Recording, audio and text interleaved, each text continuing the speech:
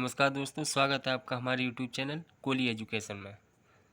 आप हमसे जुड़ने के लिए आप हमारे टेलीग्राम ग्रुप कोली एजुकेशन को ऐड कर सकते हैं, यानी कि आपसे आप जुड़ सकते हैं। और हमसे फेसबुक से जुड़ने के लिए आप हमारे फेसबुक ग्रुप कोली एजुकेशन से भी जुड़ सकते हैं। बाकी जो भी नए व्यूअर्स हैं, प्लीज़ वीडियो को ज़्यादा से ज़्यादा लाइक करें और ज़्यादा से ज़्यादा अपने दोस्तों के साथ शेयर करें। और जो भी नए व्यूअर्स हैं, चैनल को सब्सक्राइब करें और साथ ही साथ नोटिफिकेशन पाने के लिए बेल आइकन जरूर प्रेस करें।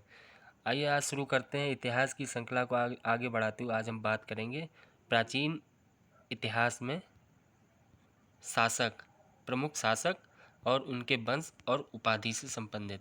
यानी कि आज हम बात करेंगे, आज हमारे पास टॉपिक है प्रमुख भारतीय शासक, वंश और उपाधि। यानी कि जो भी अब तक भारत में शासक रहे हैं, चाहे मुगल वंश का हो, चाहे गुप्त वंश का हो, तो उन प्रमुख शासकों के वंश के बारे में बताएंगे थोड़ा सा, और उन शासकों की उपाधि क्या क्या थी उनके बारे में आज बात करेंगे। तो पहले शासक की बात करते हैं। तो पहला शासक है बिंदुसार। बिंदुसार जो कि मौर्य वंश का संस्थापक है, संस्थापक नहीं, मौर्य वंश का एक शासक था। और मगर मौर्य वंश की जो स्थापना है वो चंद्रगुप्त के द्वारा की गई है। यानी कि बिंदुसार मौर्य वंश का एक शासक था, जिसे हम अमित्रघात के नाम से जानते भी हैं। यानी कि अमित्रघात उपाधि किसकी थी? बिंदुसार की। आगे बात करें तो अशोक। अशोक भी मौर्य वंश से संबंधित थे और इन्हें दो उपाधियां दी गई थी, पहली प्रियदर्शी और दूसरा देवनाम प्रिय। आगे बात करें तो आगे के शासकों की, तो आगे शासक है गुप्त वंश का। गुप्त वंश में बात करें समुद्रगुप्त की, गुप्त वंश के शासक थे ये। इन्हें कविराज और पराक्रमांक और भारतीय नेपोलियन भी कहा जाता था। यानी कि समुद्रगुप्त जो कि गुप्त वंश के एक शासक थे, इन्हें कविराज और पराक्रमांक और भारतीय नेपोलियन कहा जाता था। आगे बात करें तो चंद्रगुप्त प्रथम की। चंद्रगुप्त प्रथम जो गुप्त वंश के शासक थे, इन्हें महाराजा धीराज की उपाधि दी गई थी। किसकी उपाधि की दी गई थी?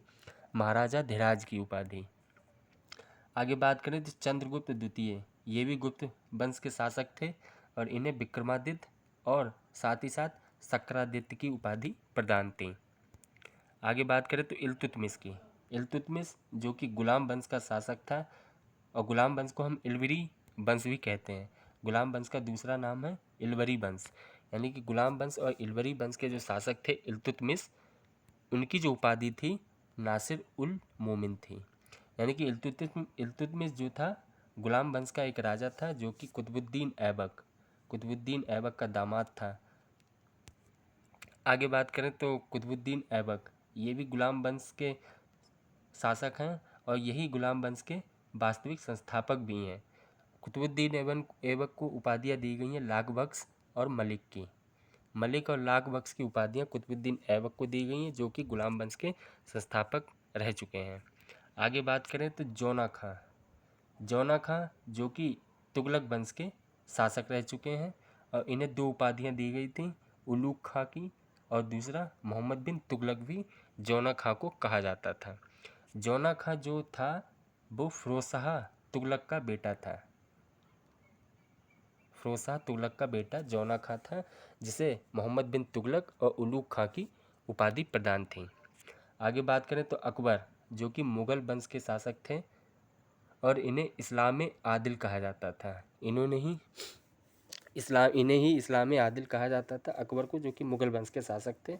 आगे बात करें तो अगला दारा सिकोह, ये भी मुगल वंश के शासक थे और शाह इकबाल के नाम से जाना जाता था। और बात करें तो आगे बात करें तो जहांगीर भी मुगल वंश के शासक थे। जहांगीर मुगल वंश के शासक थे, इन्हें शेख सलीम की उपाधि दी गई थी।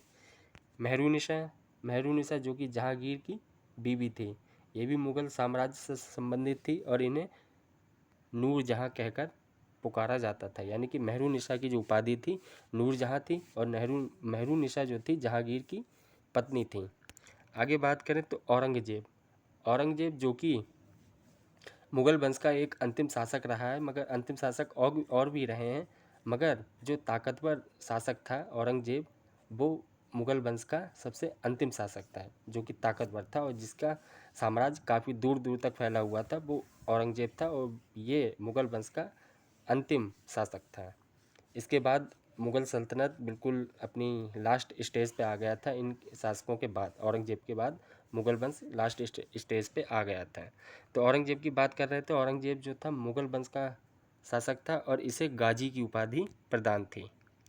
आगे बात करें तो शाहजहाँ।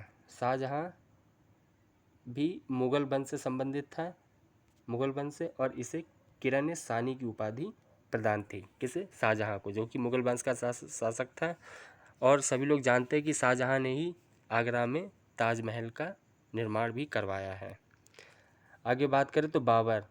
बाबर भी मुग़ल वंश का शासक था और इसे भी गाजी की उपाधि प्रदान थी। बाबर को आप जानते हो कि मुग़ल वंश का जो वास्तविक संस्थापक था वो बाबर ही था। बाबर के बाद बात करें तो बैरम खान। बैरम खान ये भी मुग़ल वंश से संबंधित था। शासक नहीं था मुग़ल वंश का, मगर मुग़ल वंश से संबंधित था। बैरम खान कौन था? बैरम खान अकबर का संरक्षक था। अकबर का राइट हैंडर समझ सकते हैं आप। बैरम खान जो था अकबर का संरक्षक था। इसे खान बाबा की उपाधि प्रदान थी। आगे बात करें तो अली कुली बेग। अली कुली बेग ये भी मुग़ल वंश से संबंधित था और अकबर के काल में ये सूबेदार रह चुका है। अकबर के काल में अली कुली बेग एक सूबेदार था। इसे शेरे अफ़गान की उपाधि प्रदान थी। शेरे अफ़गान की उपाधि अली कुली बेग को प्रदान थी, जो कि मुग़ल वंश से संबंधित था और ये अकबर का सूबेदार था। आगे बात करें तो हाल ये प्राचीन भारत के एक कवि थे। प्राचीन भारत का जो इतिहास था ये वहीं से है। ये प्राचीन भारत में ये सातवाहन वंश में एक कवि थे हाल, जो कि सातवाहन वंश से संबंधित थे और इसी वंश के ये एक कवि थे, इसलिए इन्हें कवि वत्सल की उपाधि प्रदान थी। आगे बात करें तो गौतमी पुत्र सातकर्णी की, ये सातवाहन वंश से संबंधित थे और इन्हें क्षत्रिय दर्श और मान मर्दन भी कहा जाता था। गौतमीपुत्र सातकर्णी को क्षत्रिय दर्श और मान मर्दन कहा जाता था, जो कि सातवाहन वंश से संबंधित थे। आगे बात करें तो कनिष्क। कनिष्क कुषाण वंश के संस्थापक थे। ध्यान रखिए आप, कनिष्क जो थे कुषाण वंश के संस्थापक थे और इनकी जो राजधानी थी वो जम्मू कश्मीर में थी और कनिष्क को ही देवपुत्र की उपाधि भी प्रदान थी। आगे बात करें तो और अन्य शासकों की, तो आगे शासक है राजराज, जो कि एक दक्षिण भारत के राजा थे और चोल वंश से संबंधित थे। चोल वंश से संबंधित थे और इन्हें दो उपाधियां प्रदान थी, पहली जयगोंड की और दूसरी चोल मार्तंड की। यानी कि जयगोंड और चोल मार्तंड की उपाधि राजराज को मिली थी, जो कि चोल वंश के संस्थापक थे। और चोल वंश की नौसेना उस समय की सबसे सर्वाधिक बड़ी और ताकतवर सेना थी। आगे बात करें तो राजेंद्र प्रथम ये भी चोल वंश से संबंधित थे और इन्हें उपाधि दी गई थी गंगे कोंड चोल की। राजेंद्र प्रथम जो कि चोल वंश के थे, इन्हें उपाधि प्रदान थी गंगे कोंड चोल की।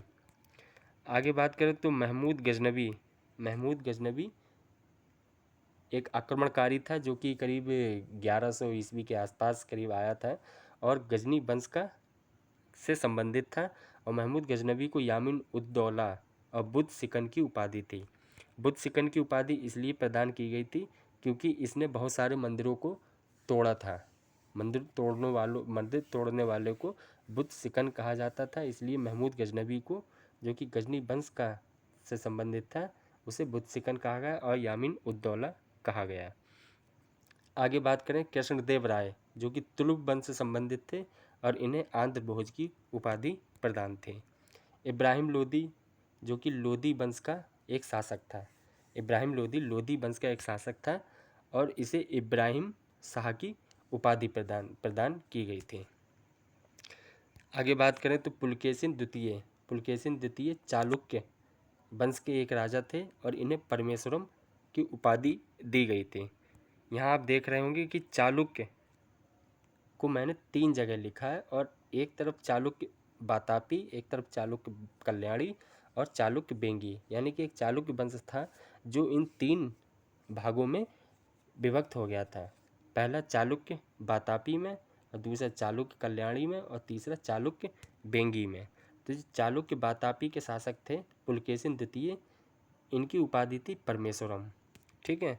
और चालुक्य जो कल्याणी के चालुक्य थे उनके शासक थे विक्रमादित्य चतुर्थ, उन्हें उपाधि दी गई थी त्रिभुवन मल्ल की। और जो बेंगी के चालुक्य थे और उनके एक शासक थे बेंगी के चालुक्य के एक शासक थे विक्रमादित्य द्वितीय, इन्हें नरेंद्र और मृगराज की उपाधि प्रदान की गई थी। आगे बात करें तो महेंद्र वर्मन प्रथम जो कि पल्लव वंश से संबंधित थे, इन्हें विचित्र चित्त की उपाधि प्रदान की गई थी। आगे बात करें तो नरसिंह वर्मन प्रथम, ये भी पल्लव वंश से संबंधित थे और इन्हें महामल्ल कहा गया था। गोविंद तृतीय की बात करें तो गोविंद तृतीय जो थे राष्ट्रकूट वंश के एक शासक थे और इन्हें जगतुंग की उपाधि प्रदान की गई थी। इसी तरह और भी हैं अलाउद्दीन बहमन शाह बहमनी वंश का एक राजा था और इसे सिकंदर सानी की उपाधि प्रदान थी।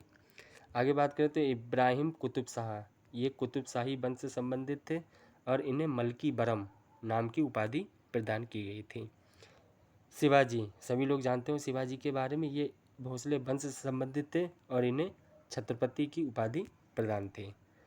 दूसरा अगला है बालाजी बाजीराव जो थे मराठा वंश से संबंधित थे और इन्हें सब नाना साहेब की उपाधि प्रदान की गई थी। आगे बात करें तो हरिहर द्वितीय जो थे संगम वंश से संबंधित थे और इन्हें राज परमेश्वरम की उपाधि प्रदान थी। आप कमेंट करके बताइए कि संगम वंश की स्थापना किसके द्वारा की गई थी। जिसे भी आंसर पता हो वो कमेंट बॉक्स में ज़रूर लिखना ना भूलें। संगम वंश की स्थापना किन शासकों के माध्यम से की गई थी, कमेंट बॉक्स में ज़रूर टाइप करें। बात करें हरिहर द्वितीय जो कि संगम वंश से संबंधित थे, उपाधि प्रदान थी राज परमेश्वरम की।